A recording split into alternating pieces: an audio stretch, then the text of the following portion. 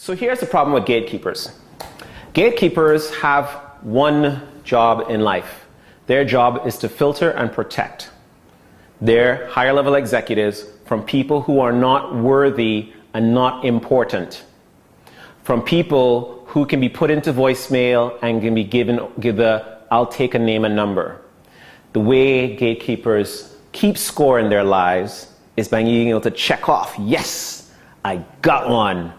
I got another sucker sales guy. Because gatekeepers are not interested in you.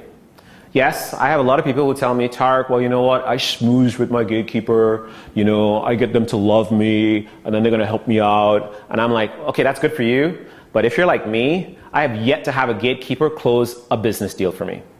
I've yet to have a secretary say, Tarek's the guy, buy his product. It never works like that, okay? Gatekeepers are there to put you in line.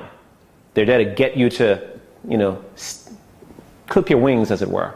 All right? So you need to be able to really get past gatekeepers. And when you take my course, I'm going to tell you that people who are a 10 and people who are doing behaviors don't sound like ordinary salespeople.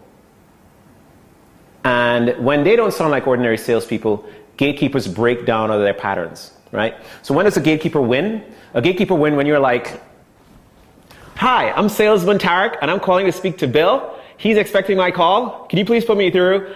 We want to talk to him about, our great product that does the blah, blah, blah, blah, blah, blah, blah. Thank you. All right? Gatekeepers are waiting on the phone. They're waiting like, oh, yes. Is he going to do that? Okay. So we're going to tell you, no, you're not going to stop that. So we're going to talk through some quotes that you're going to hear, and you're going to tell you how to reverse or how to deal with those when you are being or talking to a gatekeeper.